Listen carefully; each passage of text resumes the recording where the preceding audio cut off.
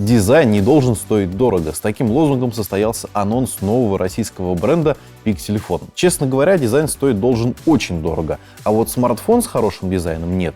Но посыл понятен. Русские бренды, сделанные из китайских смартфонов, существуют, их немного, но и немало. Тот же DeX. Безликие, но дешевые смартфоны. Есть и хорошие примеры. HiScreen. Несмотря на проблему компании, линейка Boost мне очень нравилась, которая, к сожалению, давно уже не обновлялась. У нас появился, видимо, еще один хороший русский бренд, который хочет не просто казаться и зарабатывать, а зарабатывать, конечно, но и при этом радовать пользователей какими-то уникальными вещами. M1. Экран 18:9, двойная камера, сканер отпечатка пальцев, 2,5D стекло, и все это за 6990 рублей. Вы могли себе такое представить? И это с официальной гарантией в России.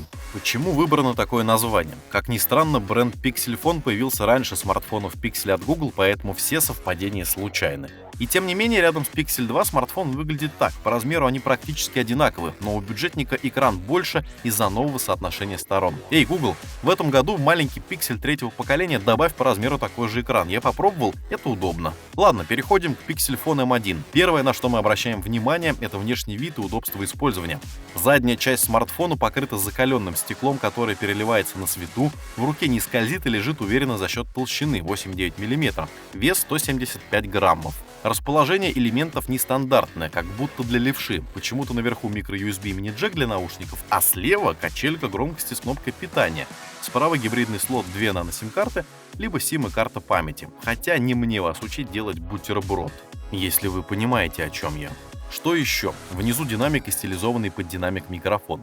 Сзади расположилась двойная камера и сканер отпечатков пальцев со скоростью срабатывания до 0,3 секунды. Не очень быстро, как на флагманах, но терпимо. Само расположение сканера удобное, пальцем достать легко. Вообще, кстати, телефон в плане эргономики хорошо продуман. Мне как левше особо приятно. Переднюю часть занимает 5,5-дюймовый экран. Никаких сенсорных или механических кнопок, над экраном датчики и камера. Дисплей IPS яркостью до 450 нит, разрешение HD 1280 на 640 точек. Соотношение сторон соответствует общему тренду 18:9. Защищает все это 2,5D стекло. Что сказать о дисплее? Добротный середнячок, видны пиксели, но под углами не выцветает, картинка насыщенная. Устройство работает с сетями 4-го поколения, поддерживает все нужные в России бенды 1, 3, 7 и 20. И Android, теперь уже Google Pay, работает. Память. Всего 16 гигабайт, из которых доступно 10.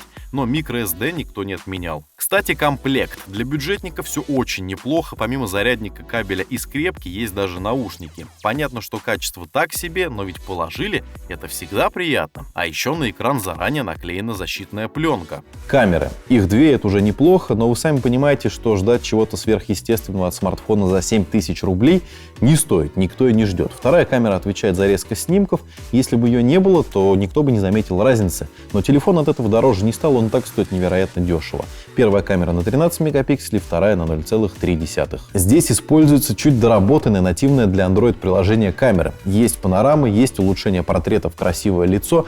Фотографии среднего качества как днем, так и ночью, но при хорошем освещении результат можно получить неплохой. Видео пишется в максимальном разрешении HD с частотой кадров 24. Дальше фронталка 5 мегапикселей, и спереди есть фонарик, то есть можно и ночью в скайпе поговорить, и селфи ночное бахнуть, и при этом включить 2 фонарика одновременно. Необычное решение для бюджетника, и качество, кстати, очень неплохое. Едем дальше. За производительность отвечает 4-ядерный чип MediaTek MT6737 с частотой работы 1,3 ГГц и графический чип Mali T720. Всего этого хватает для большинства приложений, а вот тяжелые игры, очевидно, будут подтормаживать. В те же танки играть сложно, но зато нагрев смартфона минимальный, и это положительный момент.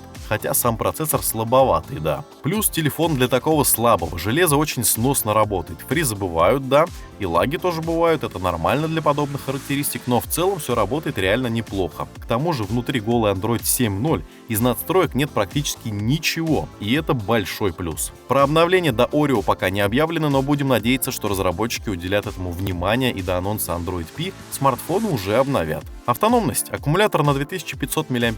Небольшой совсем, но в паре с Android 7 дотягивает до вечера. Быстрой зарядки нет. Какие эмоции вызывает первая новинка от российской компании? Внешне на твердую 5, как какой-нибудь Huawei тысяч за 60. По цене тоже нет никаких вопросов, дешевле не найти. Ну, Xiaomi Redmi 5A, да. Но если не хочется лезть в китайщину, то из чего выбирать-то? Плюс никакой официальной гарантии в России не будет. А здесь помимо гарантии еще и поддержка отечественного производителя. Конечно, кто-нибудь скажет, какой еще отечественный производитель, раз все собирается в Китае, с китайским дизайном, но в отличие от какого-нибудь Dexp, ребята сделали дизайн сами. Это намного сложнее и лучше для конечного потребителя. Первый Pixel Phone получился, скажем так, стоящим своих денег. Посмотрим, что нас ждет дальше, потому что компания уже анонсировала S1 с Hi-Fi чипом, смартфон, который будет стоить еще дешевле, чем M1. Дизайн не стоит до...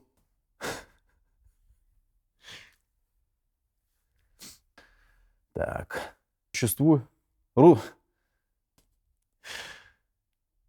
Здесь используется...